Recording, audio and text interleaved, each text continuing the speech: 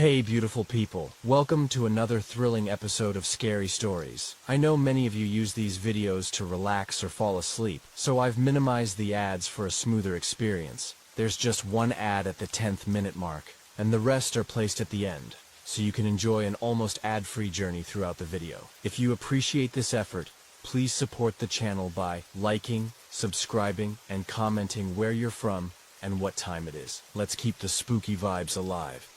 I never thought a simple night shift would turn into something that would haunt me for the rest of my life.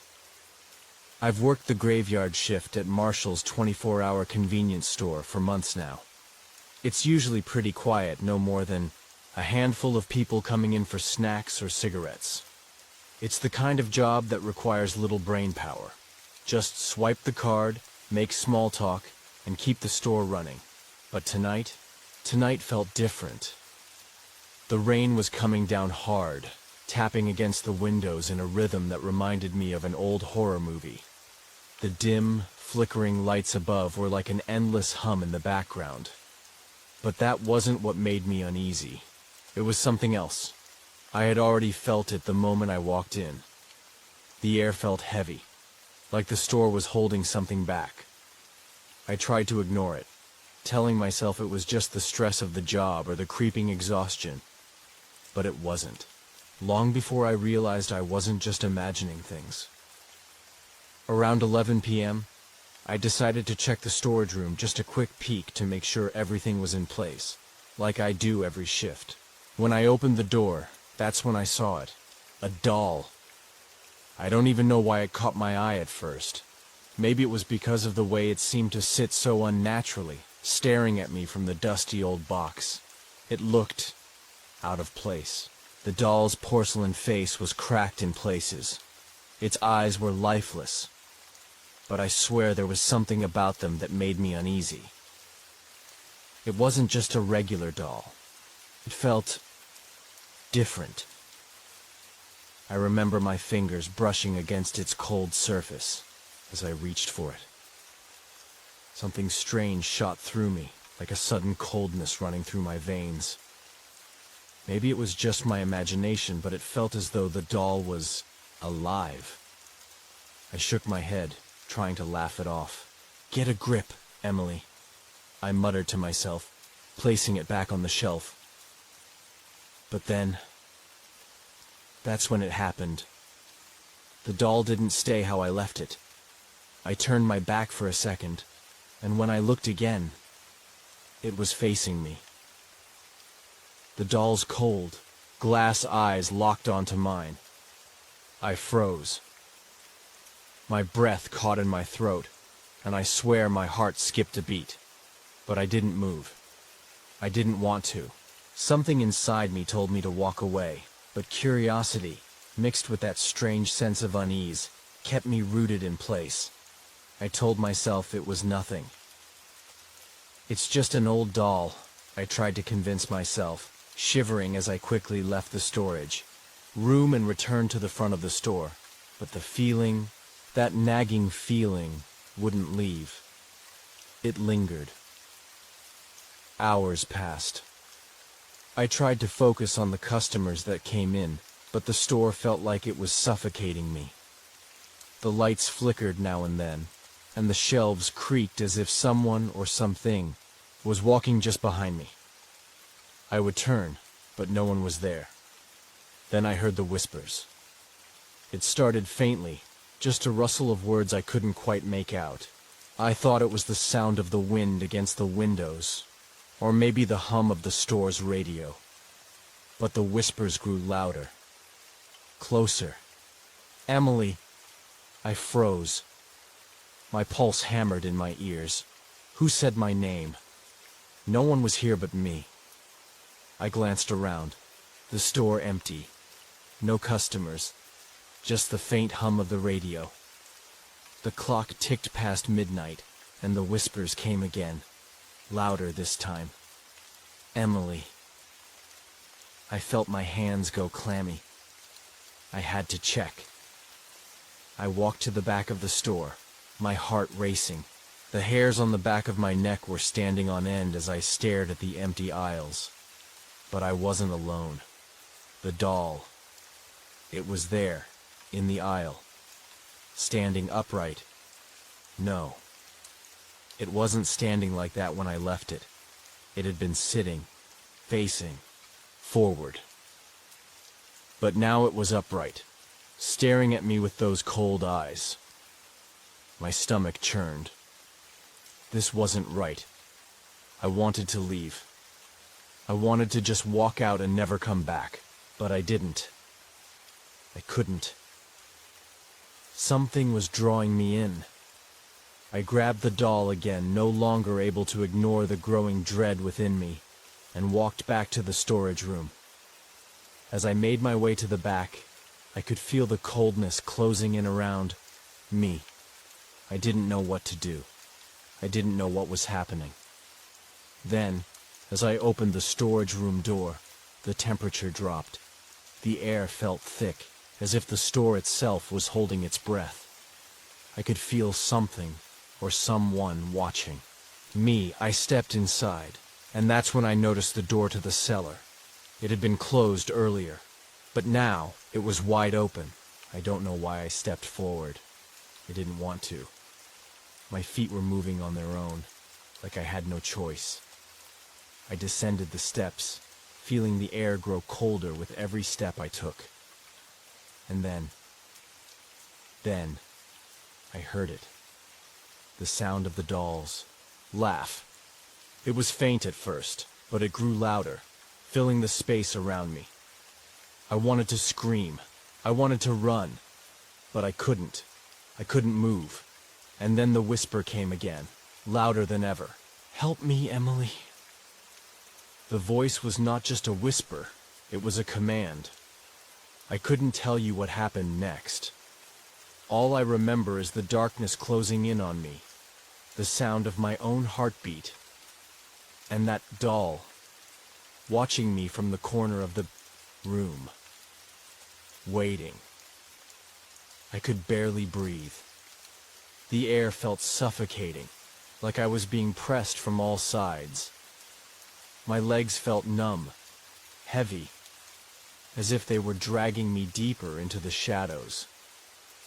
The whispers grew louder, but now they weren't whispers anymore. They were voices, not one voice, but several. It was as if the whole room was filled with faint, unintelligible murmurs echoing off the walls and circling around me. "Emily, help us." The words sliced through me like a blade. I wanted to run, but my feet were rooted to the ground. Someone was controlling me, pushing me further into the dark corners of the store's cellar. I glanced at the doll. It was no longer sitting still. It was moving. Slowly, agonizingly slow. Its tiny porcelain feet shifted forward, dragging itself across the concrete floor with an eerie scratching sound. I couldn't take my eyes off it. I was paralyzed, my throat constricted, and for a moment I couldn't even scream. The doll's eyes locked with mine, those eyes, they weren't just glass anymore, they were alive, burning with an unnatural glow. I wanted to blink, to look away, but I couldn't. It was as though they were pulling me in, keeping me trapped in that moment. And then it spoke again. This time the voice was no longer faint, but sharp, distinct. "You should have left when you had the chance," I gasped, taking a step back. My heart pounded in my chest. I turned to leave, but the cellar door slammed shut with a deafening crash. I jumped back, nearly tripping over my own feet. The doll's voice changed. It was now demanding. "You can't escape now, Emily. You're mine." The lights flickered overhead, casting brief, unsettling shadows. The room seemed to close in on me. I reached for the door, frantically tugging at the handle, but it wouldn't budge. The doll continued to creep forward, its limbs moving unnaturally fast now, dragging itself towards me with a quiet rustle. My body was shaking with fear. I had no choice. I had to get out, or I would never see the light of day again. Just as I was about to scream, a hand, cold and clammy, touched my shoulder. I spun around, heart racing, only to find nothing. There was no one. The cellar was still empty, just the doll, now just a few feet from me. It was as if something or someone was toying with me. I turned back toward the door, desperate to break free. My hands were shaking so violently I could barely grab the handle. When I finally pulled it open, the doll let out a final screeching laugh, one that seemed to shake the very foundation of the room. Without a second thought, I darted out of the cellar and back up the stairs, breathing heavily, my heart still pounding in my chest. I didn't care if I left the store open or if the register was left unguarded. All that mattered was getting out, getting away. As I ran towards the back door of the store, I thought I saw something in the corner of my eye, a shadow moving against the wall. I turned quickly, but it was gone. I threw open the door, stumbling into the rain-soaked night. The storm outside was relentless, but even the howling wind couldn't drown out the shrill laughter echoing from the store behind me. I didn't stop running until I was halfway down the block, didn't know what was worse. The terror I felt in that moment, or the overwhelming realization that the doll wasn't done with me. I couldn't go back to the store. I couldn't face the nightmare that I had just left behind. But that night, I couldn't sleep. The whispers didn't stop, and when I closed my eyes, I could still see the doll's face, staring at me, watching. No matter how far I ran, no matter where I went, it was always with me. The night felt endless. As I lay in my bed, the remnants of the doll's voice lingered in my ears like a bad melody I couldn't escape. The rain pattered against the window, the wind howling in the distance, but none of it could drown out the gnawing fear that still gripped me. I could feel the doll's presence in every creaking floorboard, in every gust of wind. I tried to tell myself it was all in my head, that the fear was a product of my imagination running wild after the terrifying encounter. But deep down, I knew something had changed. That doll wasn't just a doll. It wasn't a simple plaything. It was something dark, something alive, something that was tied to that store and to me. I tossed and turned for hours, my mind racing, replaying every moment, every word, every scream. But just as I thought I could drift off, something rattled at my window. My heart lurched. I bolted upright, staring into the dark. The room was still, too still. The noise had stopped, but my breath had quickened. My pulse hammered against my temples. I glanced toward the window. The shadow outside, half formed by the shifting light from the street lamp, looked almost human. I squinted. Nothing. I tried to convince myself it was the wind, the rain, maybe even a stray animal. But there was no denying the feeling creeping up my spine, the presence of something watching me, waiting for me to slip.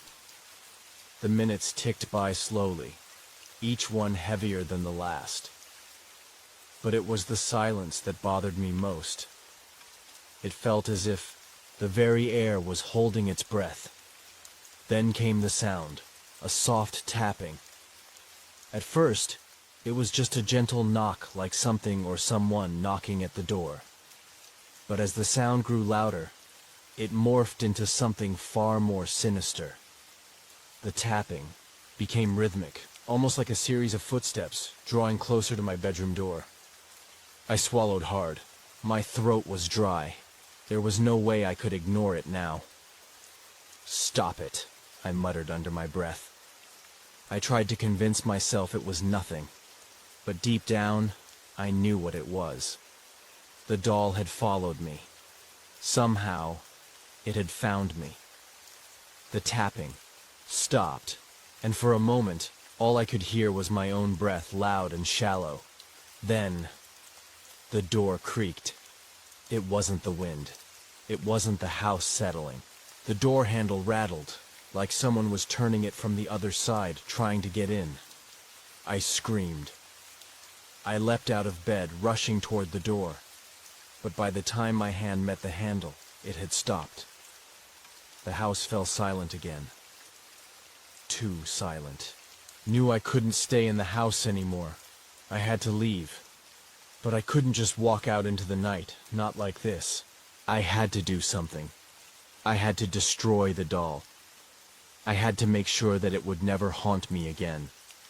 That it would never get to anyone else. I didn't care if it was locked away in the storage room, buried under blankets and forgotten. Memories. It was coming for me. And it wasn't stopping until it had taken everything. My heart raced as I grabbed my keys in my coat, the cold metal of the keychain biting into my palm. I needed to get back to the store, back to the cellar where it all began. I had no plan, no idea how to destroy a cursed doll, but I knew I had to try. The drive back was a blur. My headlights flickered as I passed by the now desolate road. The store stood in the distance, dark and imposing, its shadow stretching like a monster waiting to pounce.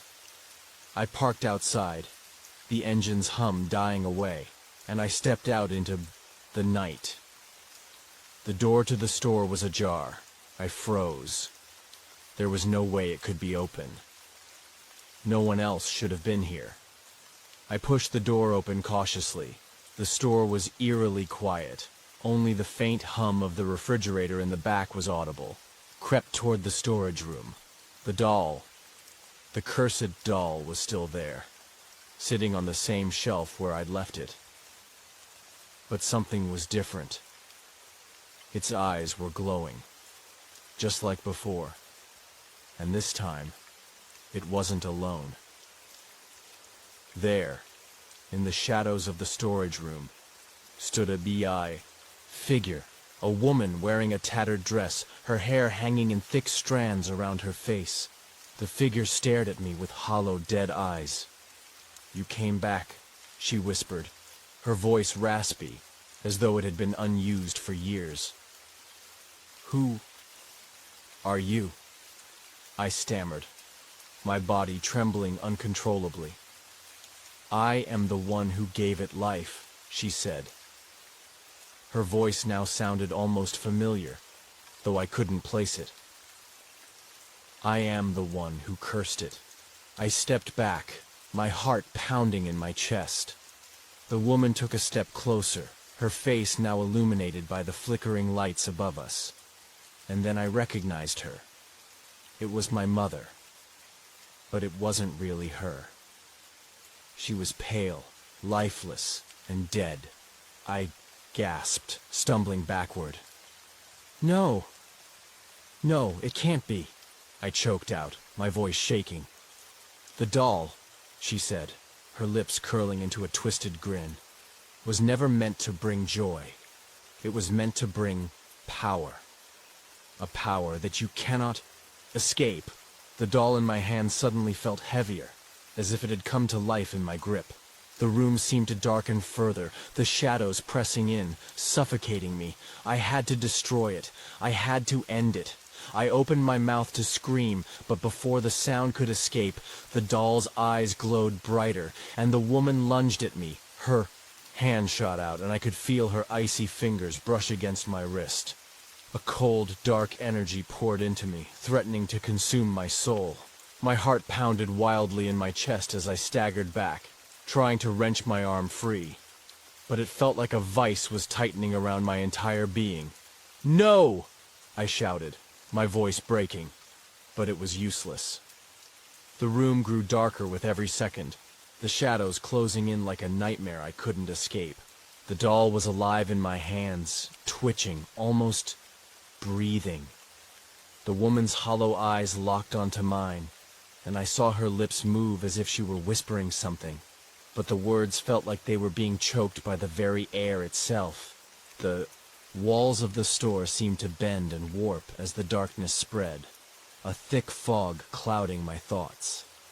My vision blurred, and for a moment, I thought I might faint from the sheer pressure of the air around me.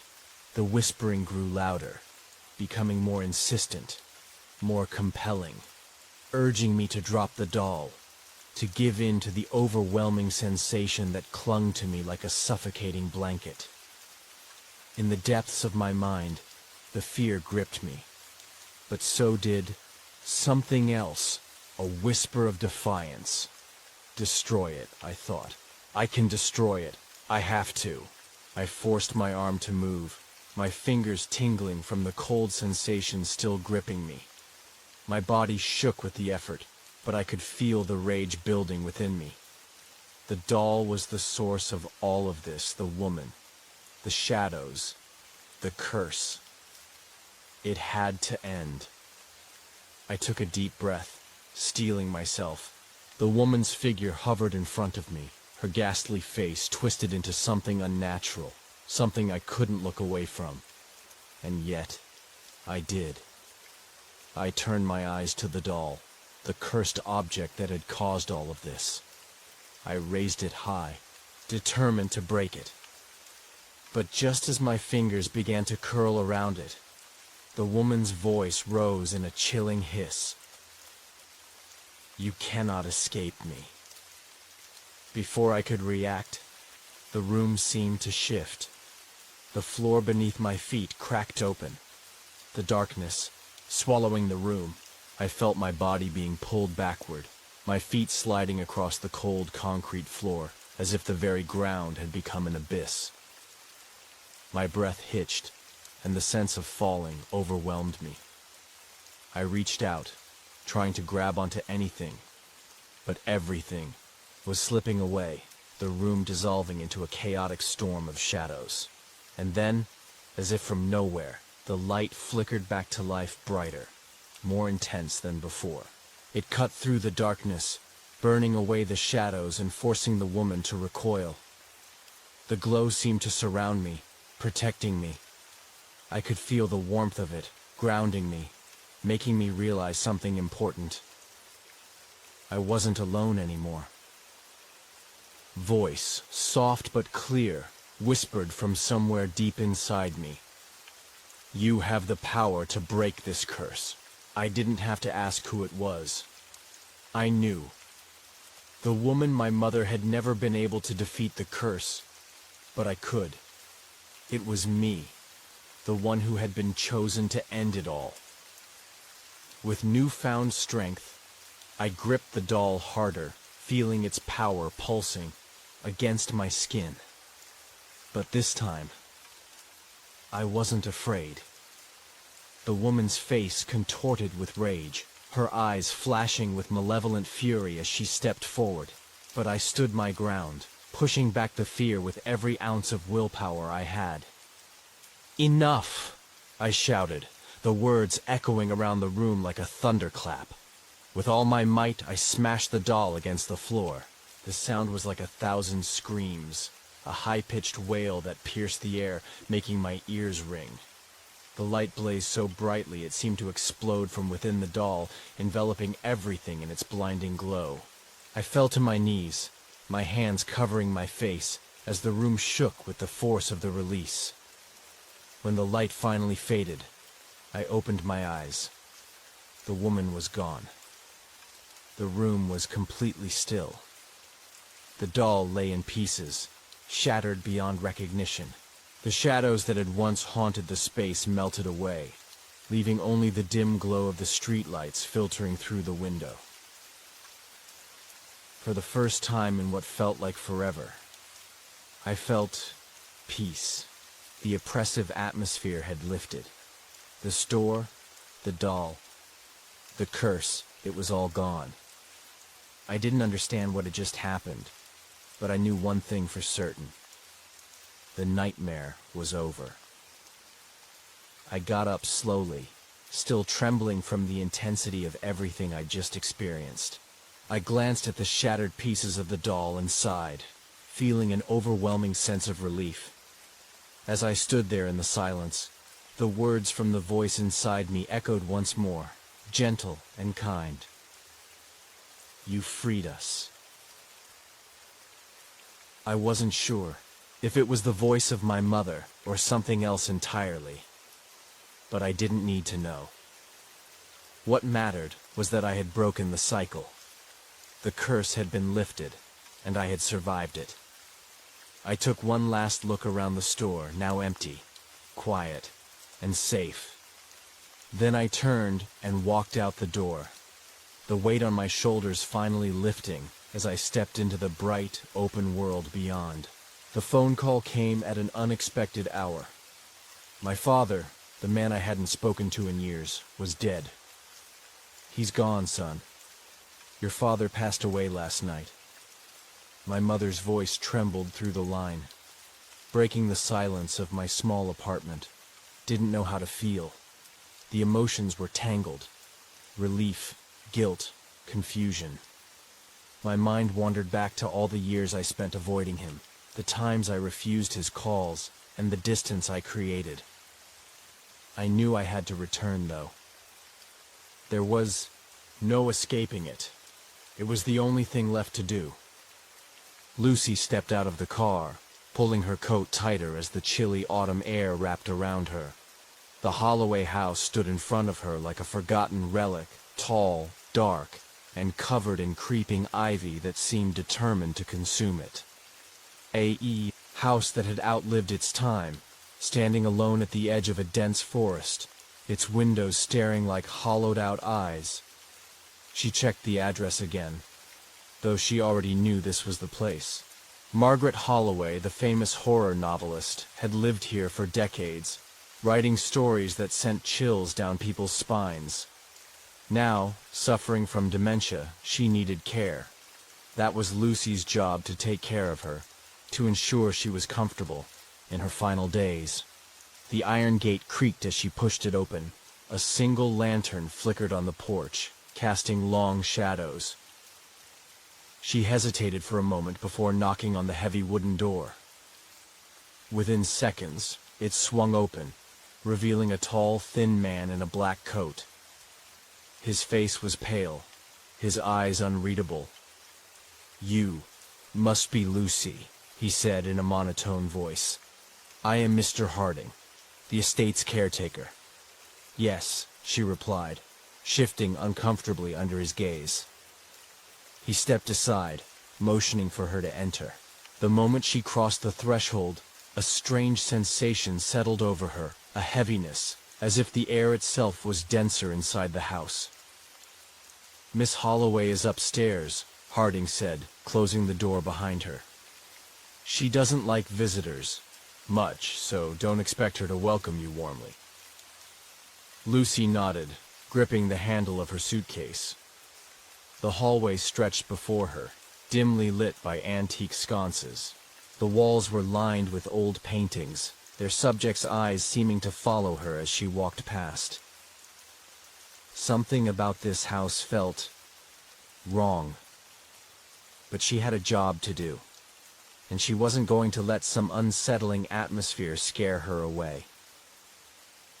That night, after settling into her small but comfortable room, Lucy couldn't shake the eerie feeling that someone was watching her. The house was too quiet.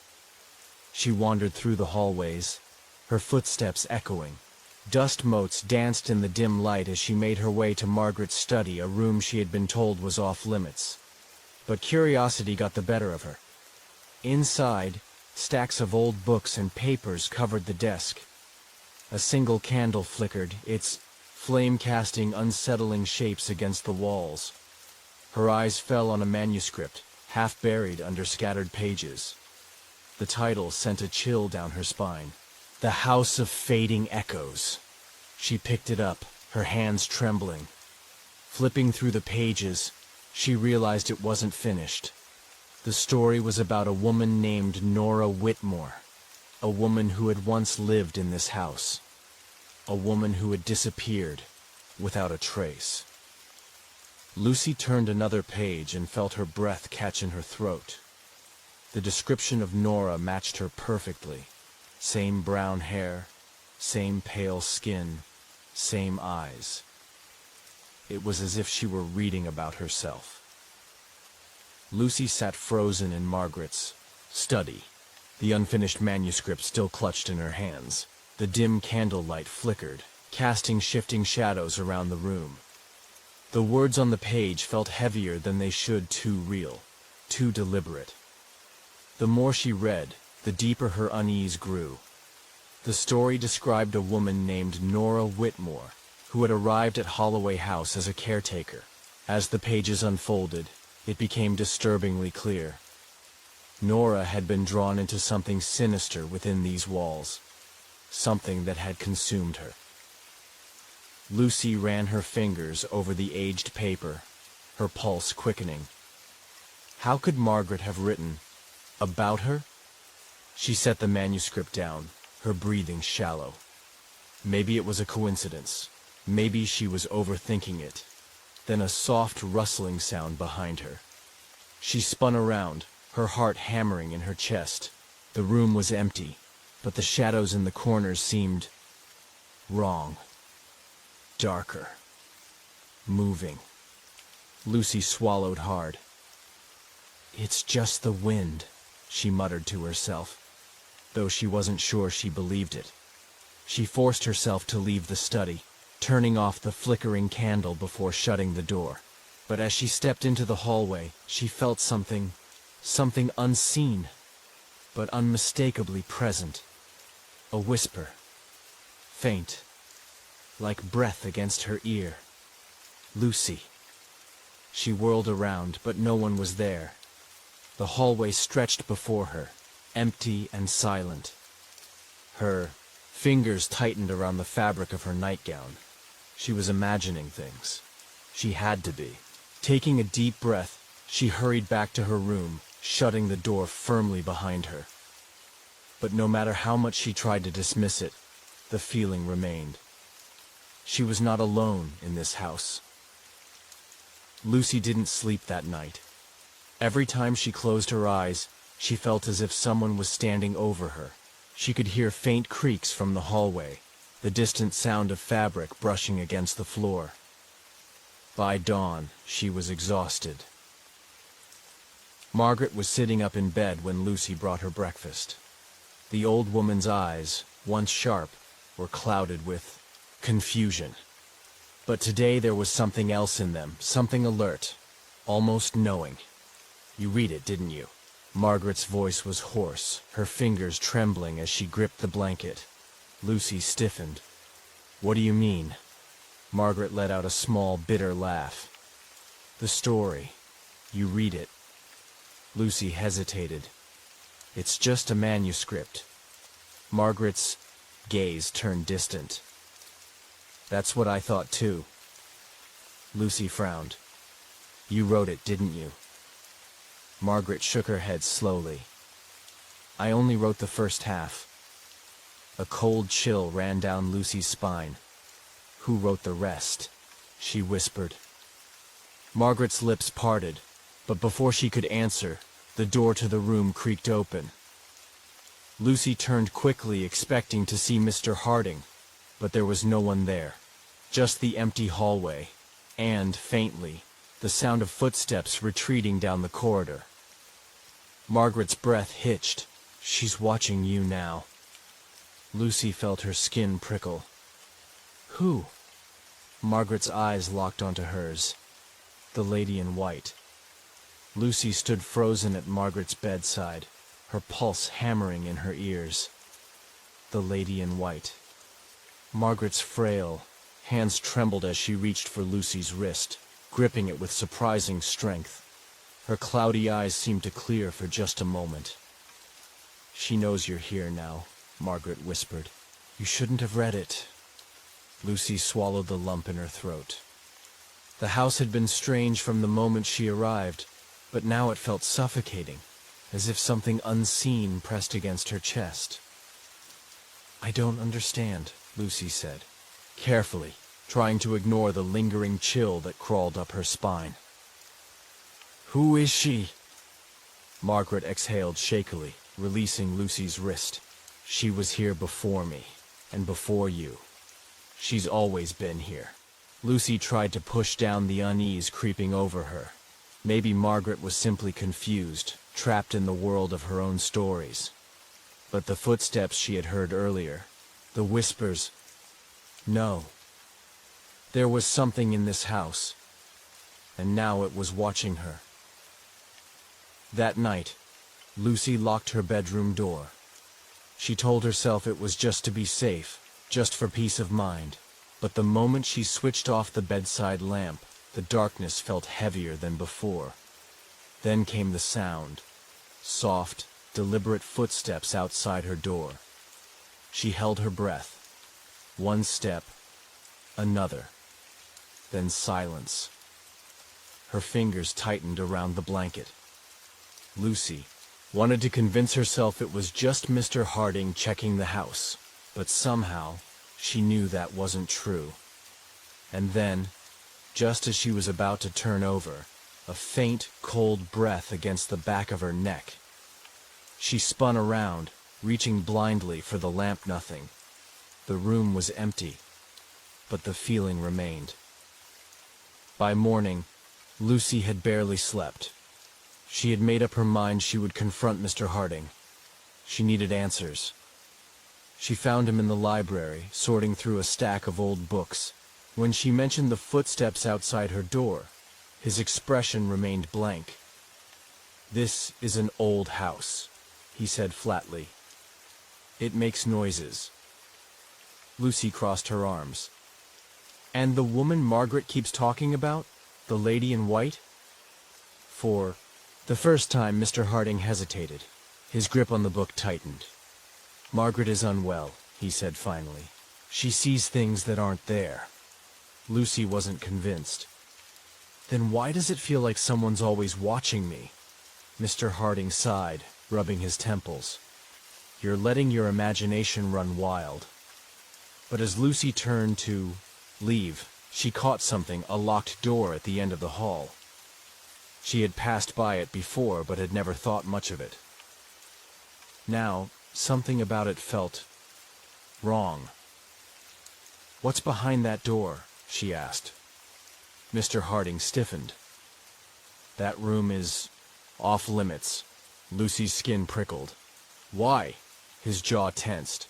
"Because some doors should stay closed." Her breath hitched. Margaret's words echoed in her mind.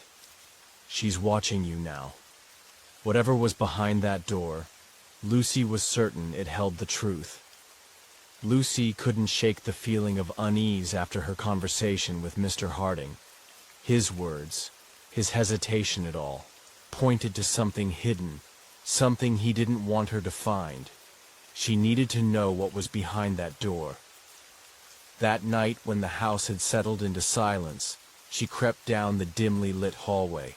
The locked door loomed at the end, its dark wooden frame seeming to swallow the faint candlelight. She reached for the handle, knowing it would be locked. It didn't budge. But then, a whisper. "Lucy." She spun around, heart pounding. But there was no one there, only the long, empty corridor stretching behind her. Her breathing was ragged as she turned back to the door, and that's when she saw its small, tarnished key lying just beneath the door frame. Her hands trembled as she picked it up. It was cold, unnaturally so, as if it had been sitting in the dark for centuries. She hesitated, every part of her screaming that this was a mistake. Then, she slid the key into the lock. A soft click. The door creaked open, and the air that seeped out was frigid, carrying with it the faint scent of decay. Lucy stepped inside, the candlelight casting eerie shapes across the dust-covered walls. The room was small, its wallpaper peeling, the furniture draped in sheets. It looked like it had been untouched for decades. But then her eyes fell on something, a rocking chair in the corner, swaying gently. Lucy's breath caught in her throat. There was no wind, no movement. Nothing that should have made that chair rock, And yet it did. Then she saw it. On the opposite wall hung an old cracked mirror, and in its reflection, a woman in a white gown stood behind her. Lucy whirled around. Nothing but the mirror. The woman was still there, standing deathly still, her face obscured by long, tangled hair. Lucy's pulse thundered in her ears. She took a slow step backward, her entire body trembling. Then, ever so slowly, the woman in the mirror lifted her head. Lucy's breath caught in her throat. The woman's face was a blur of darkness, shifting like smoke, but her lips twisted into a sickening smile. And then, the mirror cracked. A deafening shriek filled the room. Lucy stumbled back, dropping the candle. Darkness swallowed her, and the last thing she heard before everything went silent was the sound of something moving toward her.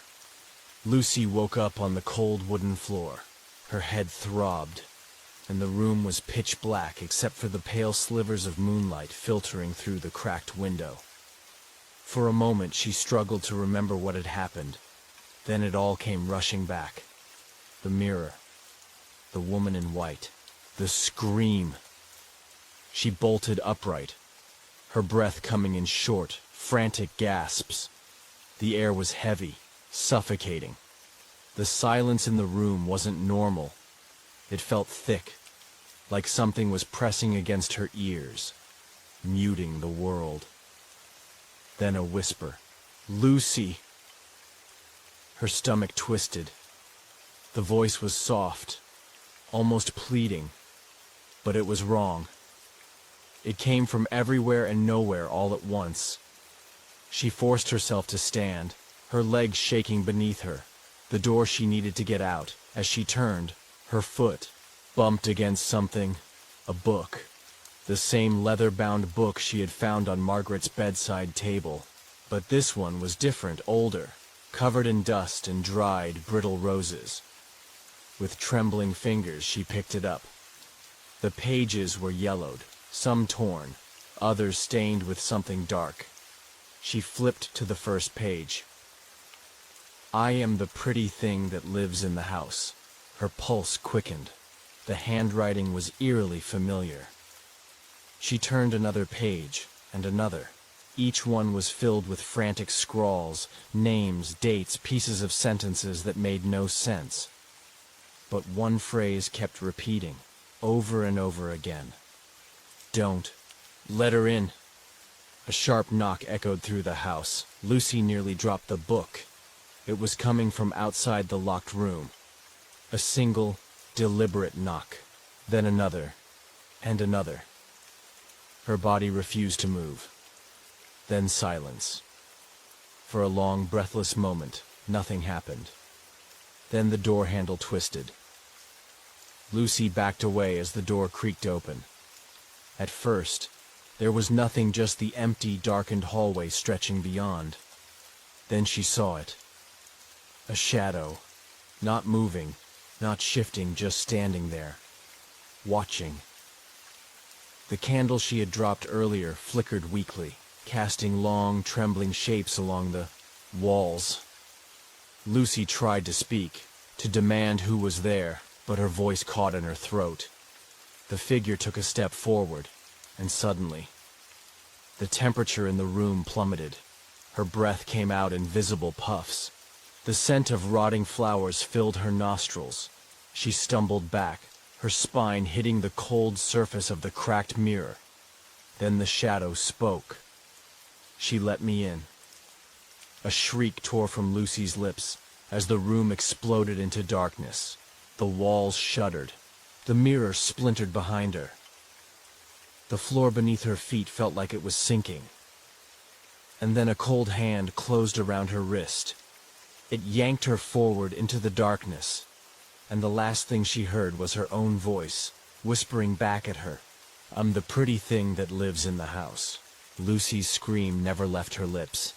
She was falling, sinking into something thick and suffocating.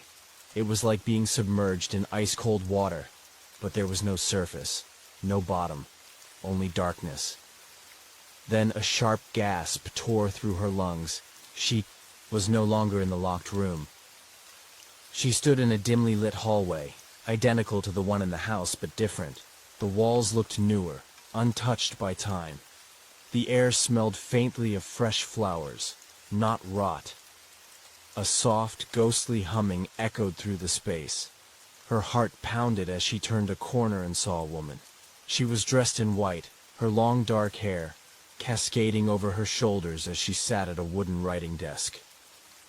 A small candle flickered beside her, casting warm, golden light across the page she was writing on. Lucy's breath caught. The handwriting, it was the same as the one in the book. The woman wrote feverishly, her hands trembling. Then she stopped, pressing her palm flat against the paper, as if trying to steady herself. And ever so slowly, she turned. Lucy's body refused to move. The woman's face was pale, her eyes hollow and dark. Her lips barely moved as she whispered, "You shouldn't be here." Lucy stumbled backward, her heart hammering against her ribs. The woman in white rose from her chair, her gown flowing around her like mist. "Who are you?" Lucy forced the words out, her voice barely above a whisper. The woman tilted her head. "I lived here once," she murmured. "And then I died here." Lucy swallowed hard. "Margaret," she whispered. The woman's eyes darkened. "No," she said. "Margaret let her in, just like you did." Lucy's stomach twisted. "Who?" The candle on the desk flickered violently, throwing shadows across the walls. The woman took a step closer. "She's been waiting." Then, the walls around them began to decay. The fresh paint cracked, peeling away to reveal the same rotting wood Lucy had seen in the present. The air turned heavy, thick with the scent of damp earth. The floor groaned beneath them. And then, the whisper returned. "Lucy." It was coming from everywhere. The woman in white grabbed Lucy's wrist, her grip ice cold. "You have to leave," she pleaded, "before she takes you too." Lucy yanked her hand away. "Who is she?" The woman's lips trembled. "The pretty thing that lives in the house." Then a sickening crack. The walls split open, revealing the gaping void beneath. The woman screamed as she was yanked backward, disappearing into the darkness. Lucy barely had time to react before the floor beneath her collapsed, and she was falling. Lucy gasped as she hit the ground. She was back. The locked room was gone. The mirror was shattered, its jagged pieces reflecting her wide, terrified eyes. But something was different. The house felt empty, too empty. She stumbled to her feet, her body aching. "Mr. Harding?" she called out. "Margaret?" No answer. She moved. Through the house, the silence pressing in on her. Then she reached the front door. She gripped the handle and froze. A reflection in the glass. A woman in white, standing behind her. Lucy didn't turn. She couldn't. Then Lucy. The whisper slithered against her ear. A cold breath touched her neck, and in that moment, she understood. She had never left that locked room. She had never escaped. She was the pretty thing that lived in the house. The phone call came at an unexpected hour. My father, the man I hadn't spoken to in years, was dead. "He's gone, son. Your father passed away last night." My mother's voice trembled through the line, breaking the silence of my small apartment. Didn't know how to feel. The emotions were tangled. Relief, guilt, confusion. My mind wandered back to all the years I spent avoiding him, the times I refused his calls, and the distance I created. I knew I had to return, though. There was No escaping it. It was the only thing left to do. I packed my bags, my hands moving with a robotic precision as I prepared to head back to the house I'd left behind so many years ago. The old mansion where I grew up.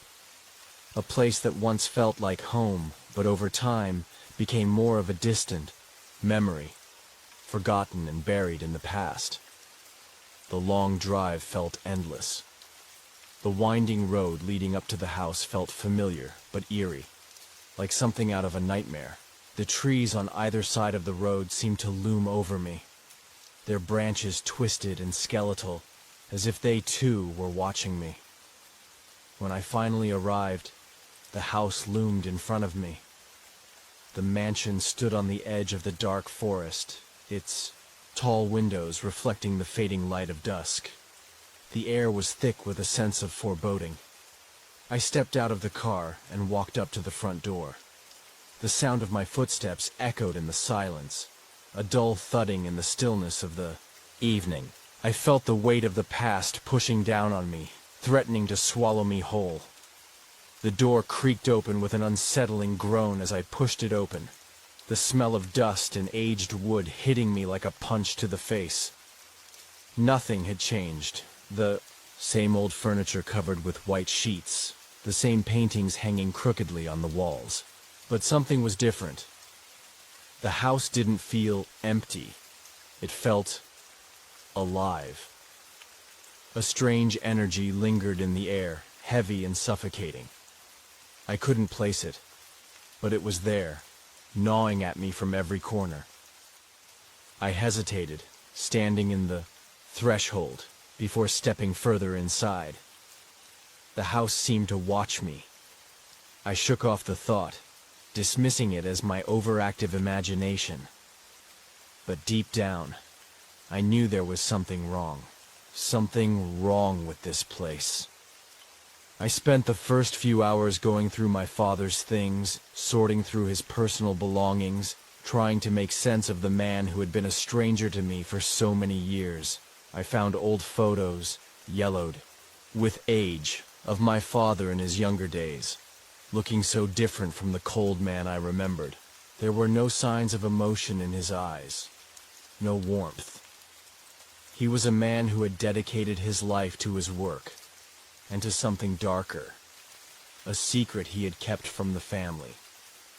I moved through the rooms, the creaking floorboards beneath my feet adding to the eerie atmosphere. The house seemed to come alive with every step I took. The sound of something scraping against the wall echoed faintly behind me. I turned quickly, expecting to see a rodent or some other mundane explanation. But the hallway was empty. The silence was deafening. I shook my head and continued, pushing through the unsettling feelings that gnawed at me.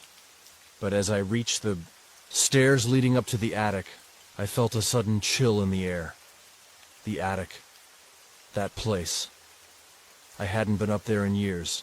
Not since my father had moved some of his special items up there.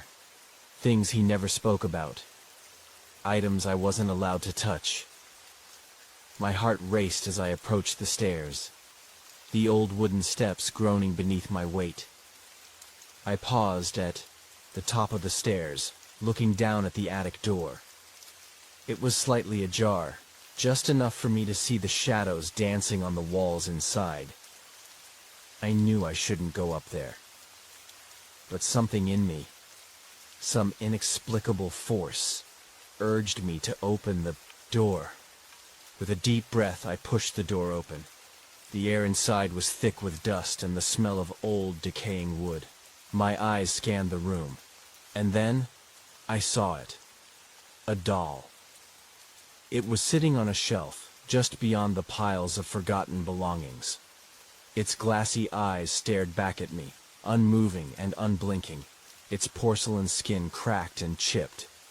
The doll's smile was twisted, almost unnatural, like it had been frozen in time. I walked closer, my heartbeat thudding in my chest. Something about the doll felt wrong. It reminded me of a doll I had seen as a child, My father had kept it in his study, though I never dared to go near it. I reached out slowly, my fingers brushing against its cold surface. A jolt of electricity ran through me, and my breath caught in my throat. And then, I heard it, a whisper. "You shouldn't have touched it." My breath caught in my throat as I stood frozen in place, my fingers still lightly grazing the doll's cracked porcelain surface. The whisper had been faint, but unmistakable. "You shouldn't have touched it." I jerked my hand back, my heart racing, and spun around to look behind me. But the attic was still empty, and the shadows that clung to the corners remained undisturbed.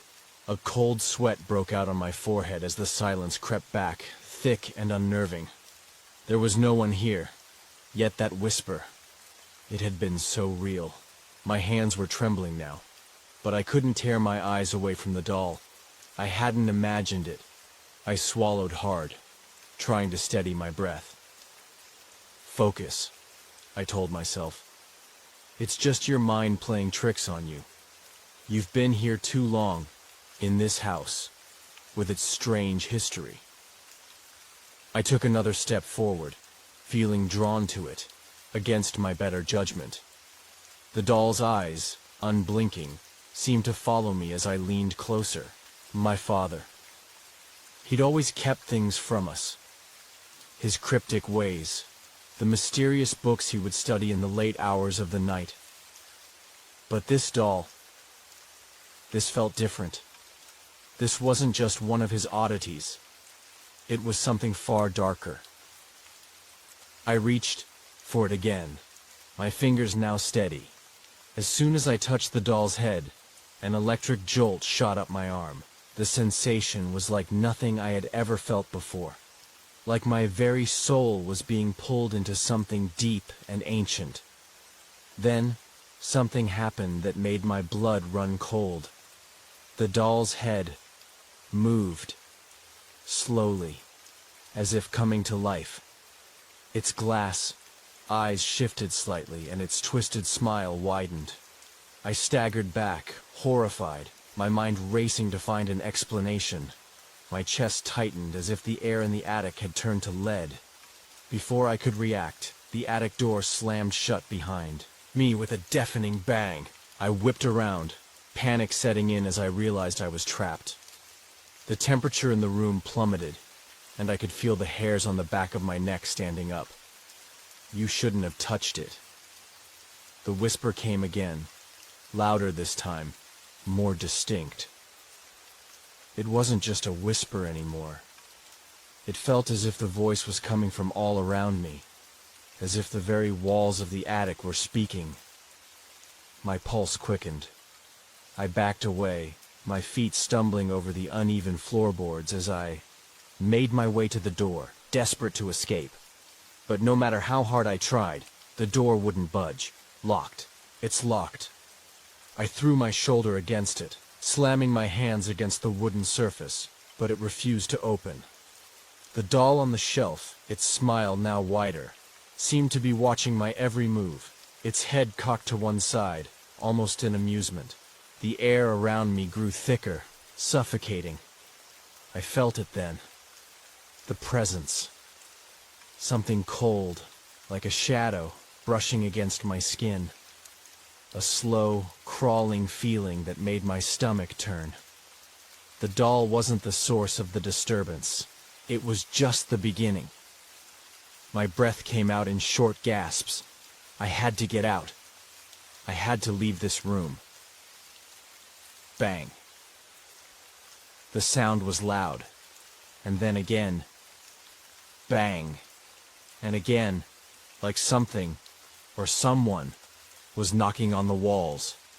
The sound wasn't coming from outside the room.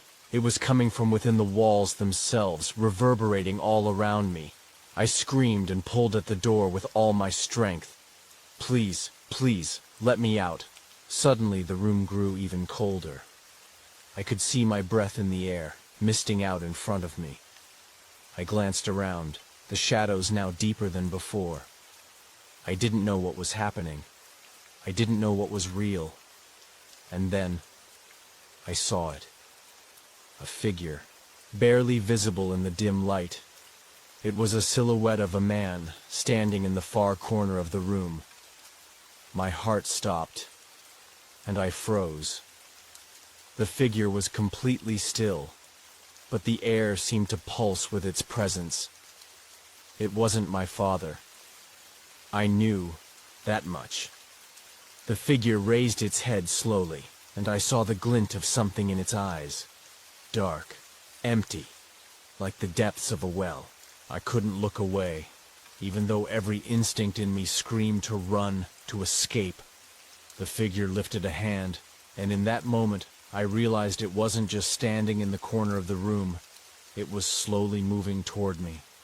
The shadows it cast seemed to stretch and crawl like fingers, reaching out for me. The air grew thicker, and the whispers became louder. They weren't just whispers anymore.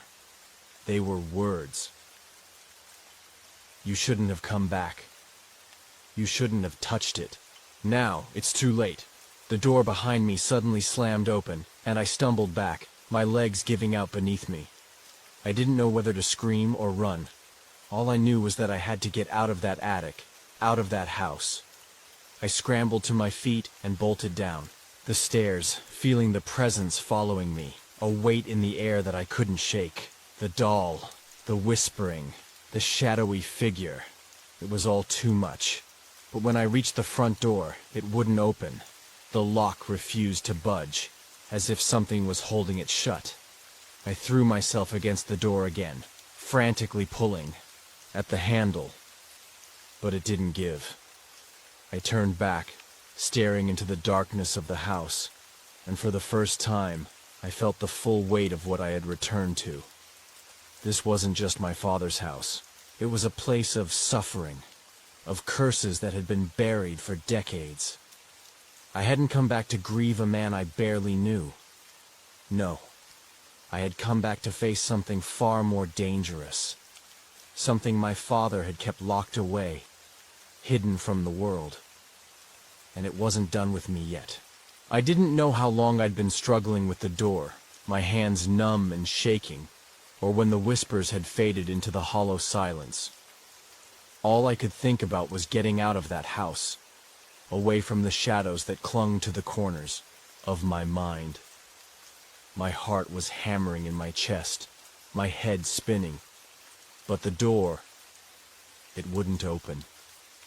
The lock once again felt alive. A sentient thing, working against me. I pressed my palms against it, trying to calm my erratic breathing.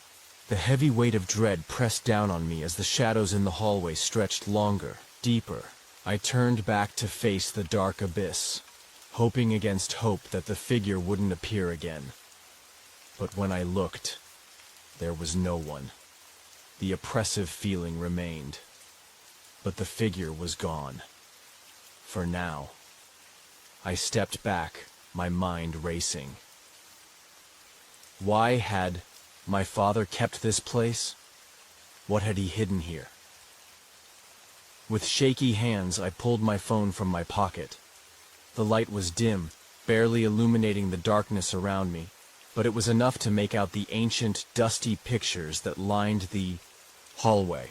The faces in those pictures seemed too alive, too watchful. I scanned them quickly, and then my eyes landed on one in particular, a picture of my father, but not as I remembered him. The image was older, faded at the edges, but in it, he was, standing in front of what appeared to be the very same doll I had seen earlier. The doll, despite being older in the photo, had the same sinister smile, the same unblinking eyes. Suddenly, the floor beneath me creaked loudly. I froze, my breath hitching as I looked down the hallway. I could have sworn I saw something move, a flicker of movement in the corner of my eye. I wasn't alone. It was as if the house had a life of its own, the shadows shifting, the walls breathing. And then, just as quickly as it had appeared, the strange sensation of being watched vanished, leaving behind an eerie quiet. But that quiet, it wasn't comforting. It was suffocating. I reached into my pocket for my keys, my fingers brushing against the cold metal. There was only one way out. The back door, which led into the garden, was the only door that had a lock I could open easily. My heart pounded harder in my chest as I moved toward it, trying to move quietly, but my steps echoed in the stillness. The hallway seemed to stretch longer with every step I took, but I made it. The back door was right ahead. Just as I reached for the handle, the temperature dropped. I could see my breath in the air. I gripped the door handle tightly, only to hear a sound. Soft, almost imperceptible at first. Then it came again. Scratch, scratch. I whipped around, the chill in the air now biting at my skin. There, at the end of the hallway, stood a figure. It wasn't clear at first, but it was unmistakable. Tall, thin, and wearing a cloak of shadows. As if the figure itself was the darkness, my body froze, panic setting in. "You shouldn't have come back." The voice was a rasp, a whisper so cold it burned. I could hardly breathe as the figure began to move towards me. Its footfalls were silent, but I could feel the pressure in the air as it drew nearer. The dark cloak billowing out, more like smoke than fabric. I yanked open the door, bursting into the garden, desperate to escape. The night air was sharp, against my skin, but it didn't offer the comfort I had hoped. The garden seemed too still, the trees too silent. No breeze, no sounds of crickets or any of the usual night creatures. Only the rustle of the dead leaves beneath my feet. I didn't stop. I ran. But as I turned the corner of the house, I felt a pull in my chest, a magnetic force dragging me back toward the house. I stumbled, breathless, resisting, but it was futile. It was as if the house had a grip on me, drawing me in, forcing me to face whatever was lurking inside. I turned to look behind me, and there it was again, the figure, closer now, moving toward me with unnatural speed, its cloak billowing out behind it, its face hidden in the shadows. "You can't leave," it whispered, as though it had been waiting for me, knowing all along that I would return. I felt my pulse race as terror surged through me. I had to escape. I had to get away from the house. I ran faster, not looking back. My footsteps pounded on the gravel path leading to the driveway, the house growing smaller behind me with each frantic step. Then, I saw it, a light, my car. I was so close. I could still feel the weight of the doll's gaze on me, even though I was miles away from the house. The image of its cold porcelain face with that sinister, unblinking stare kept flashing in my mind. I tried to push the thoughts away, focusing on the road, but it was impossible. The more I tried to ignore it, the more the unease built inside me, until it became a suffocating presence. I couldn't shake the feeling that something was following me, something beyond the shadows of my rearview mirror, something I couldn't see, but could feel. An overwhelming, oppressive force. With every mile I drove, I could feel it getting stronger. The silence in the car felt wrong, too quiet, like it was waiting for me to break it. The air was thick with dread. I gripped the steering wheel tighter, my knuckles turning white, my heart racing in my chest. It wasn't until I reached a small town, distant from the house, that I finally allowed myself to breathe. I parked in a dimly lit rest stop, my hands still trembling as I killed the engine. My mind was racing. What had happened back there? What was that thing, that figure, that had tried to chase me? The doll, the whispers. I was losing my mind. I need to sleep. I need to think clearly. I stepped out of the car, the chill of the night air biting at my skin. My legs felt weak as I stretched, the tension in my body beginning to ease just slightly. I could still hear my breath coming in shallow gasps, my body on high alert. But at least I was away from that house, away from whatever evil it had unleashed. But then, just as I turned to head toward the small motel in front of me, I heard something. A soft, almost imperceptible sound. Scratch. I froze. The sound was faint, but it was unmistakable. It was coming from behind me. I whipped around, but there was nothing there. Just the empty road, the lone street lamp flickering above. It was just my imagination, I told myself, turning back toward the motel. Scratch. The sound came again, closer this time. I turned, around, heart pounding in my chest. This time, I saw it. A figure, tall, thin, and draped in shadow, stood at the edge of the parking lot, its face obscured. The only thing I could see were the faint glimmers of light that reflected off its eyes. It stared at me from across the street, unmoving, watching. The shadows around it seemed to swirl, and I could feel the temperature drop. For a moment, all I could do was stare. The figure didn't move, didn't make a sound. It was as though it was waiting for me. Then, without warning, it vanished. Into the dark, as though it had never been there at all. My body went cold, and I quickly turned toward the motel again, my heart racing, the anxiety creeping up my throat. I didn't want to stay here. I didn't want to go back to that house. But I had nowhere else to go. I needed answers. I needed to understand what had happened. With one last hesitant glance behind me, I walked into the motel, ignoring the uneasy feeling gnawing at the back of my mind. The room I had rented was small but clean, with a single bed and a worn wooden desk. I threw my bag onto the bed, my thoughts still swirling like a storm in my head. It felt too quiet in here, too calm. I didn't know why, but I couldn't shake the feeling that the house's reach stretched farther than I had realized. The doll. I couldn't stop thinking about it. What had my father been involved with? What kind of man had he really been? The, memories of him as a loving father had been shattered, replaced by the grim realization that he had been hiding something far darker than I could have imagined. I sat at the small desk and pulled out my phone. I had to know more. I couldn't let it go. My fingers hovered over the screen as I searched for anything related to my father's past, the house, or even the doll. There had to be something, some clue that could explain everything. The search results were sparse at first, just a few mentions of the property, some old photographs of my family. But then, I found something strange. An old forum post, dated several years ago.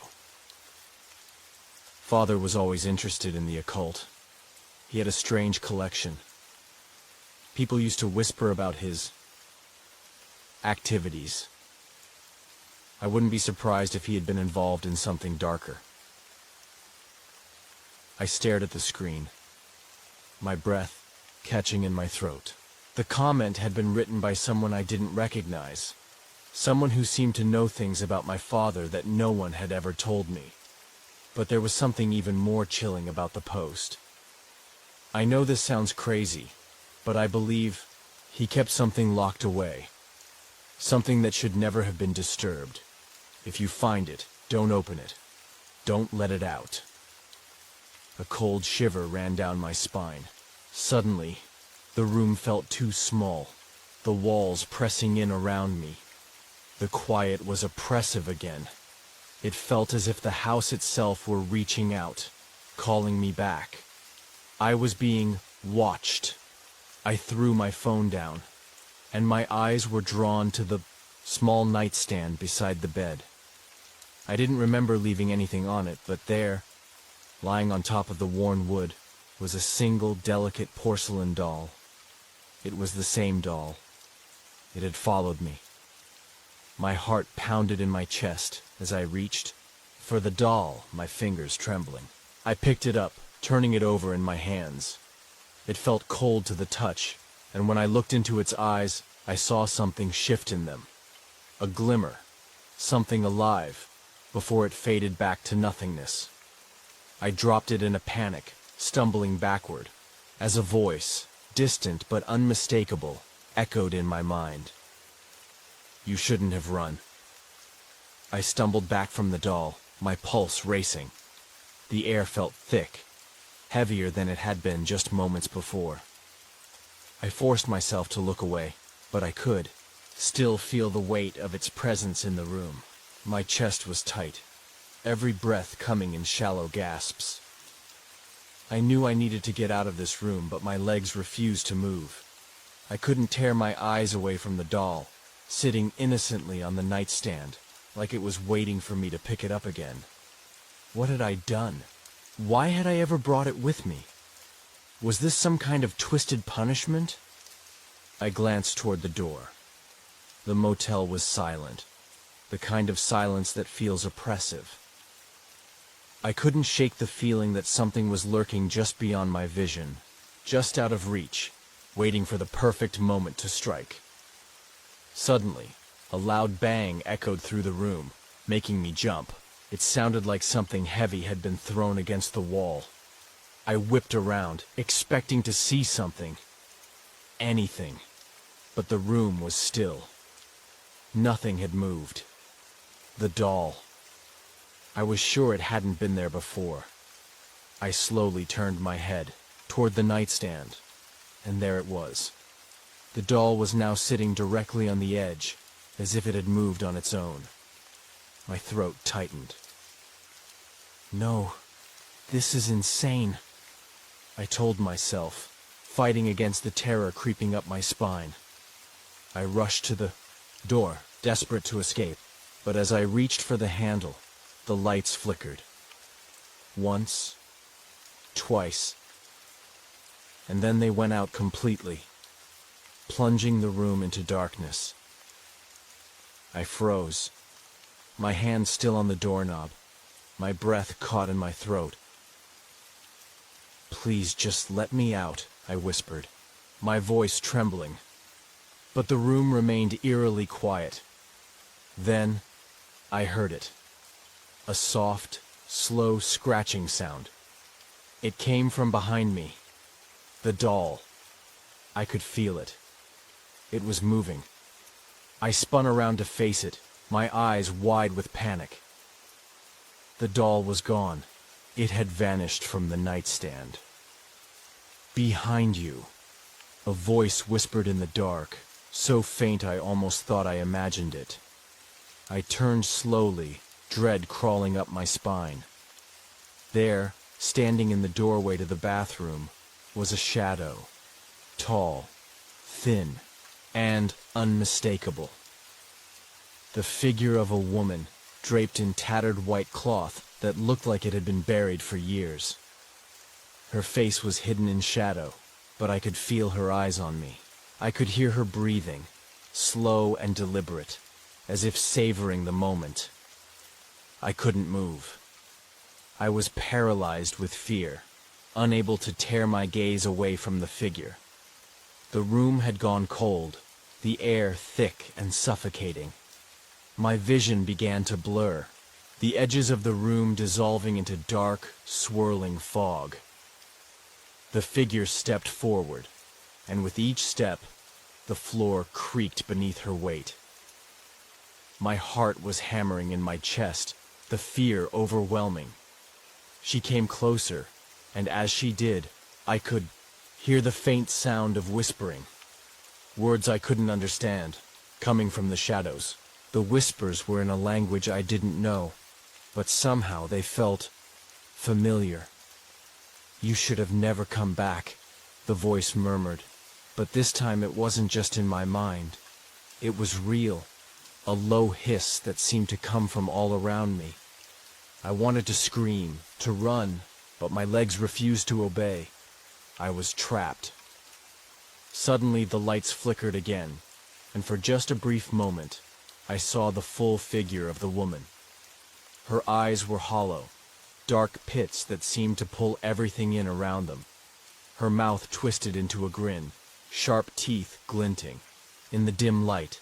Then, just as quickly as she had appeared, the figure vanished, leaving only the sound of her whisper in the air. It's already too late. I bolted for the door, adrenaline pushing my legs to move. I flung it open, but the motel hallway was empty. There was no one. Just the eerie quiet that seemed to envelop everything.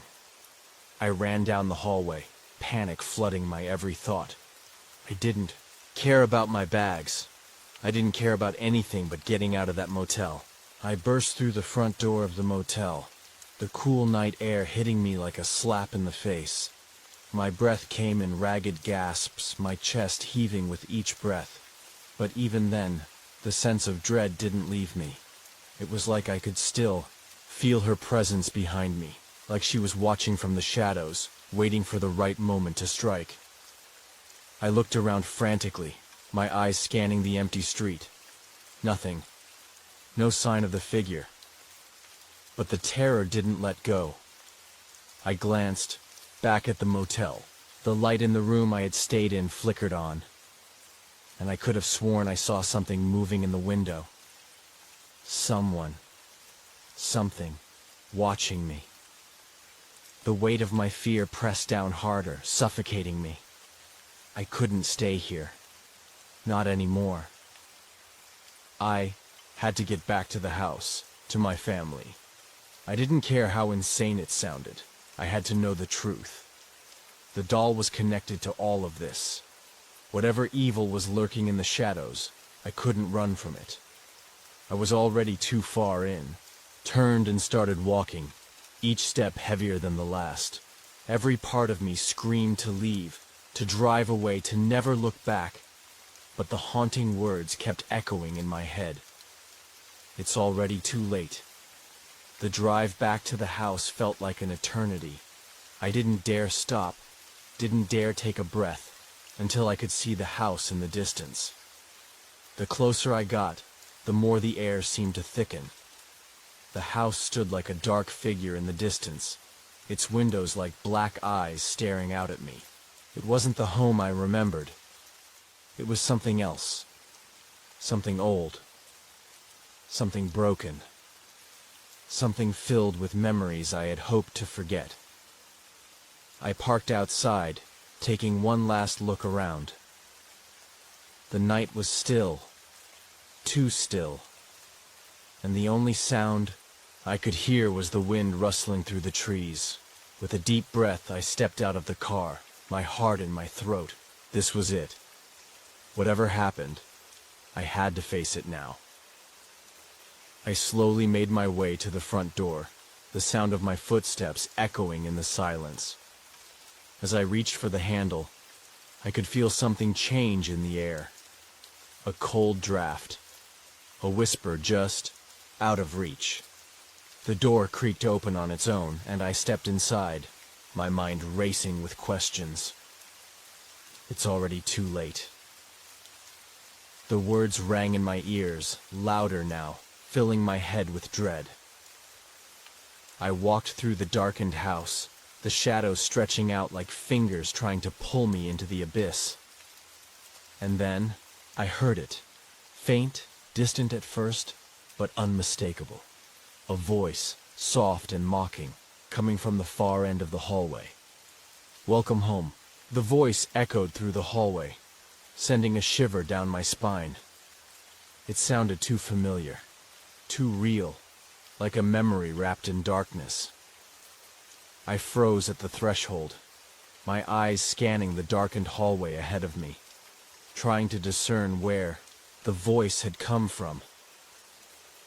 I could hear nothing now, just the distant hum of my own heartbeat pounding in my ears. I stepped forward slowly, each footfall feeling like it took me deeper into some forgotten nightmare. The house, once a place of memories and warmth, now felt like a labyrinth of sorrow and shadows. "Hello?" My voice trembled as I spoke into the void. I wasn't sure what I was expecting to find, but I certainly wasn't prepared for the response. The door at the end of the hall creaked open on its own, revealing a room I didn't recognize. I had grown up here. I should have known every inch of this place, yet this room felt alien, unfamiliar in ways I couldn't quite explain. The air was thick, like a heavy fog had settled inside, suffocating any warmth or comfort that might have once been present. I stepped into the room, feeling my heart race faster. The walls were lined with old portraits, faded and cracked with age. But it wasn't the portraits that held my attention. It was what lay in the center of the room. A large, ornate wooden chest, ancient in appearance, sat directly under a single, dim light. Without thinking, my hands moved toward it, the curiosity far outweighing any rational fear. I placed my hand on the cool, chipped surface, the wood smooth beneath my fingertips. Before I could open it, a sharp, guttural voice whispered through the room. "You shouldn't have come back." I spun around, my breath caught in my throat. The room was empty. The silence pressed in on me, thick and suffocating. But something was wrong. The room was not empty. I could feel the eyes on me. The chest creaked open by itself, and as the lid lifted, I was hit by a rush of cold, stale air. I hesitated, but then curiosity won again, and I pulled the chest open all the way. Inside there was nothing. Nothing but dust and cobwebs. And then, buried under a layer of decay, something glinted. A flash of gold. A soft, faint glow that seemed to call out to me. My hand moved almost of its own accord, reaching for the object buried beneath the ruins of time. I pulled it free, and my breath hitched in my chest. It was a pendant. A gold locket, old and tarnished, with intricate engravings. A symbol I didn't recognize. My fingers trembled as I turned it over, and that's when I saw the inscription. "For you, my love. Forever." My mind spun. The pendant felt wrong, as though it had been waiting for me. The symbol, the inscription, they all felt like they had been meant for someone else. But somehow, it was mine. "It's mine, isn't it?" I whispered the words, half to myself.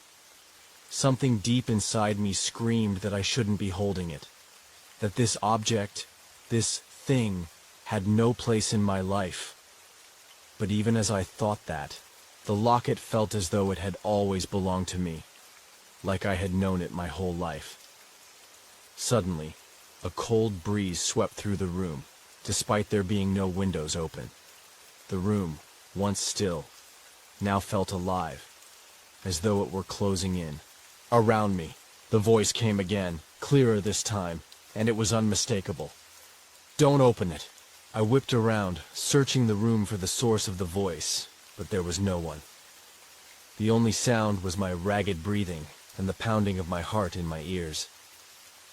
I glanced down at the locket in my hand again. My fingers hovered over the clasp, the temptation almost unbearable. "Don't open it. Don't open it." I heard my mother's voice, faint but clear in my mind. It was the same voice that had once comforted me, the same voice that had always warned me about the things I couldn't see, the things I couldn't understand. But despite the warnings, the fear, I couldn't stop myself. My thumb pressed the latch, and the locket opened with a faint click. The moment I did, the room seemed to shift. The temperature dropped. The shadows seemed to stretch, reaching out toward me. And then, something whispered in my ear. A sound so chilling, so cold, that it felt like it had come from the depths of some forgotten place. "You've unleashed us." The world around me shifted again, the walls seeming to close in, and then, through the fog, I saw them. Figures, shadowy, indistinct, but undeniably there, floating in the corner of my vision. There were hundreds of them. No, thousands. I screamed, backing away from the chest, the locket falling from my fingers and clattering to the floor. The figures started to move, swirling in a dance of darkness. A voice, harsh and commanding, boomed from the center of the room. "You have no idea what you've done." I turned to flee, but the door slammed shut on its own. The walls seemed to close in around me, the darkness pressing tighter. I could feel the presence of something, someone, watching, waiting, lurking in the shadows. My breathing grew more erratic, the panic rising as I searched for an escape, but there was none. The room had transformed, become a prison. Then, a low rumbling sound filled the air. I turned just in time to see the figures move toward me, their eyes glowing faintly in the darkness, their mouths opening wide. "You're ours now." It all happened so fast. One moment I was standing there, terrified beyond reason, and the next, I was engulfed in darkness. A wave of cold, suffocating air washed over me, and the world went black. I don't know how long I was unconscious, but when I woke up, I found myself back in the house, the walls quiet once more. The figures were gone. The shadows seemed to retreat, as if they had never been there in the first place. But the air was still heavy, oppressive, and I could still feel the weight of their gaze, even though I was alone. I slowly stood, my legs unsteady, my body trembling. My eyes scanned the room. Everything was still, normal. But I knew better than to believe it. The locket was gone. Had I imagined it all? I looked toward the hallway, and then it hit me. I wasn't alone. I could hear the faint sound of whispers, like the voices of 1,000 souls floating just out of reach. They were calling to me, pulling me into the darkness. And then, the realization hit me like a cold, icy hand on my shoulder. I was never supposed to leave. The air around me felt like it had thickened, pressing against my chest with each breath I took. The house, once familiar, now felt like an alien landscape, a maze of shadows and unspoken fears. The whispers continued, so faint that I wasn't sure if they were real, or if they were just the product of my mind unraveling. But they were there, lurking, always in the background, like a distant storm on the horizon. I stood frozen in place, my feet unable to move. My heart pounded against my ribs. Each beat a loud, terrifying reminder that I was not alone. The locket, my mother's locket, was gone, but its presence still lingered in the air, as if it had never truly left. I dared not turn back toward the room with the chest. The thought of it sent chills up my spine, and I couldn't shake the image of the glowing eyes, the suffocating darkness, and the oppressive feeling that had taken over my body when I opened that cursed thing. I had to leave. I couldn't stay here anymore. My feet finally responded, moving slowly at first, then faster as panic began to set in. The hallway stretched out before me, its shadows long and menacing. As I reached the stairs, I felt a sudden weight on my shoulders, as though something unseen was pushing me, urging me to hurry. I didn't stop to look behind me, not once. Every part of me screamed to escape. But just as I was about to reach the door, a cold gust of wind slammed into me, making me stumble backward. The whispers grew louder, more distinct, as though they were surrounding me, tightening their grip. "You can't leave.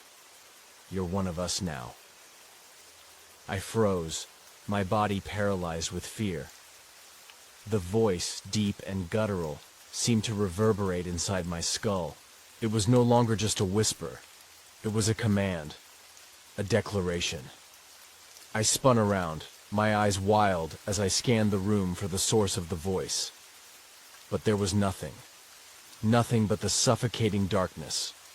The walls seemed to be closing in on me, the air thick with an unnatural cold. And then I saw them. Figures. Hundreds of them. Maybe more. Floating in the darkness, their eyes glowing with an eerie light. They were just like the ones I had seen earlier. But now they were no longer distant, no longer out of reach. They were close. Too close. One figure stepped forward, its form shifting and distorting in the shadows until it became clear. A woman, her features hidden in a veil of darkness, her eyes glowing like embers in the night. She reached out, to me, her hand extended, her fingers elongated and skeletal. "You opened it," she whispered, her voice both sweet and terrifying. "You unleashed us all." I wanted to scream, to run, but my body wouldn't respond. It felt as though something was holding me in place, trapping me in this nightmare. We were bound to the house, to the locket, and now you belong to us. Her voice was a lullaby, but the words were venomous, cold, and cruel. I felt the weight of her gaze, a pressure that made it hard to breathe. I didn't know how I could escape, how I could outrun this. There was no way out, no way to escape the torment of the spirits that now surrounded me. "You were never supposed to find it," she continued, her form flickering like a flame in the wind. "The locket was the key, and you were the one who opened the door." Tears filled my eyes as the reality of it hit me. My mother's warning, her cryptic words, "Don't open it," they had all been for nothing. I had opened it anyway, and now there was no going back. I tried to speak, but my mouth was dry, my throat constricted with terror. No words would come. There was nothing I could say to make this right. The woman in the shadows leaned closer, her face emerging from the darkness. Her smile was twisted, cruel, and filled with malice. "You thought you could escape," she whispered, "but you can't. You never could." I stumbled back, my heart hammering in my chest. I could feel the temperature dropping, the air growing heavier with each passing second. The room felt like it was closing in on me, suffocating me, trapping me in this web of fear and despair. But just as I thought I was done for, a voice broke through the chaos. "Leave her alone." I whipped around, my heart leaping in my chest as I saw a figure standing in the doorway. It was my mother. She stood there, her face pale but resolute, her eyes burning with a fierce light. In her hand, she held a small, shimmering object, the locket. She raised it high, and as the light from the locket flickered, the spirits recoiled, hissing like cats at the presence of something they feared. "This is not your home anymore," my mother said, her voice low but full of power. "You are not welcome here." The shadows shrieked in response, their forms writhing in the air, but they could not touch her. Slowly, the room began to lighten, the oppressive darkness retreating. But the woman in the shadows did not fade. Instead, she smiled, her eyes glowing, brighter than ever. "You can't save her," the woman said, her voice filled with a terrible certainty. "She's already ours." My mother's hand tightened around the locket, and with a final, fierce cry, she threw it into the air. The locket spun like a star, glowing with an intense, blinding light. The shadows screamed as the light burned them away, their forms disintegrating into nothing. And then, just as suddenly as it had started, the room fell silent.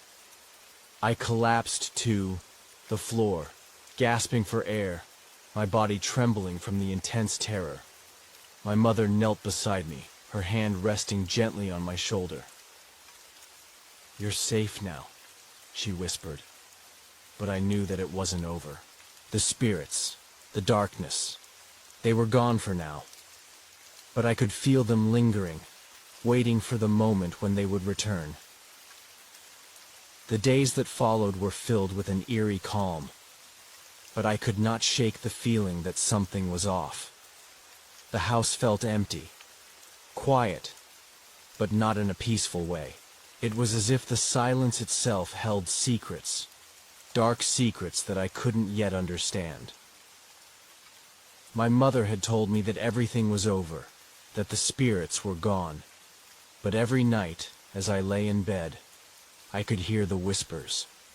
Faint, distant, but always there. And the dreams were worse.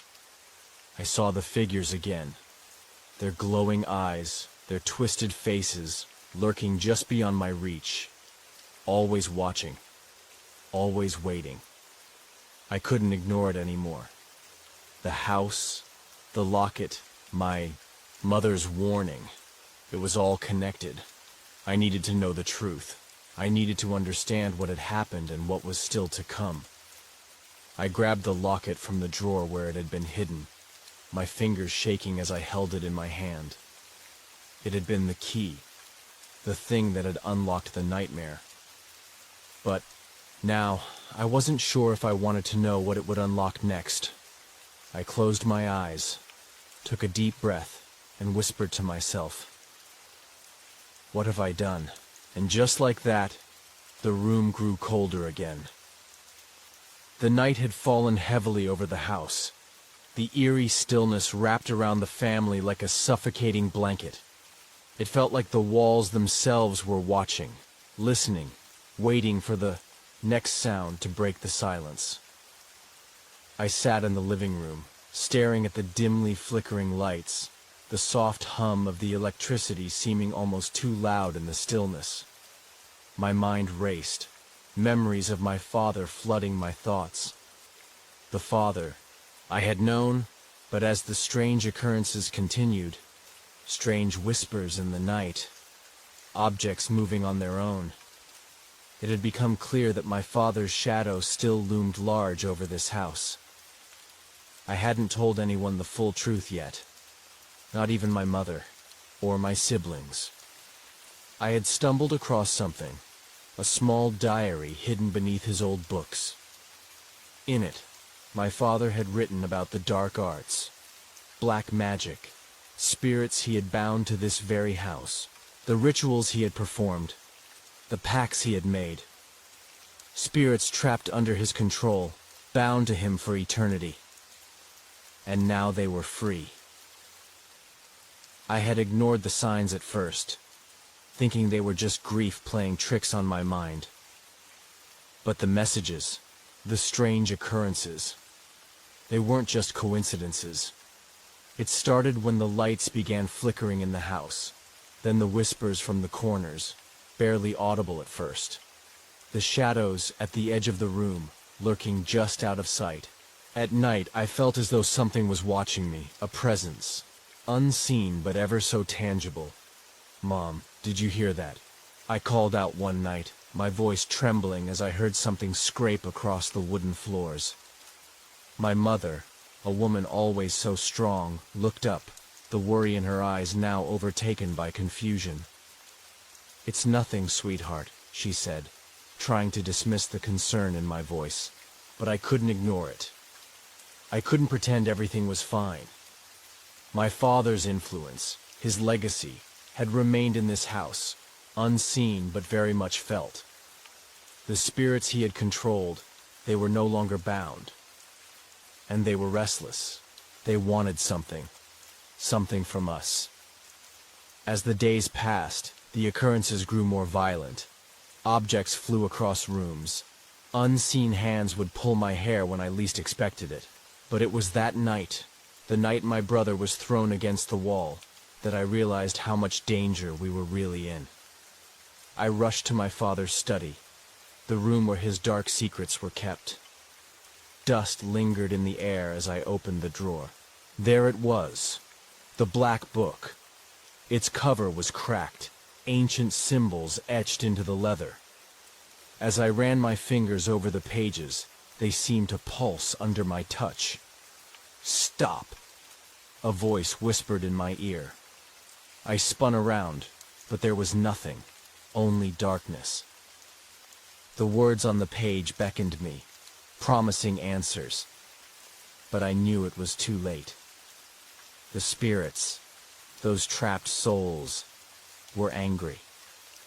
They had been released from their prison, and now they wanted revenge. They were seeking retribution for the control my father had over them. "You're not the one we wanted," a voice hissed, cold and vile. It was neither human nor ghost, but something much worse. Something twisted by years of torment. I glanced toward the doorway. My family stood there, eyes wide, faces pale, as they saw the room, the shadows closing in, the whispers growing louder. "We have to leave," I whispered, but the door slammed shut before I could make a move. The walls around us began to crack, the shadows coming alive, swirling around us like a vortex. Then I heard it. The sound of my father's voice, only it wasn't my father. His voice was different, warped by years of darkness. "You should have never come back," it whispered. "You belong to me now." I could feel the spirits, the ones he had kept bound, now swarming around me, touching me, pulling me into the darkness. I fought, screamed, but it felt like something was pulling me deeper and deeper into the abyss. My mother's voice cut through the madness. "We have to fight back. We can't let him win." She pulled out an old charm, something my father had kept hidden for years. It was said to protect against evil, to send restless spirits back where they belonged. My brother held the charm tightly in his hand as we recited the words together. The spirits screamed in fury, their bodies convulsing as they were sucked back into the darkness. The light flickered one last time, and everything went silent. The room, the house, returned to its quiet stillness, but we knew it wasn't over. We had barely escaped. My father's grip on this place was broken, but the legacy of the darkness he had left behind, it would never truly be gone. The spirits would always be watching, waiting for the next soul to make the mistake of wandering too close. We moved out of that house, left everything behind. My mother didn't want to talk about it. She couldn't. She knew that no matter where we went, the shadows would always follow. I didn't tell anyone else what happened that night. No one would believe it. But I knew the truth. The truth about what my father had done, and how he had never truly let go. As we drove away, I could feel the weight of the past still hanging over us.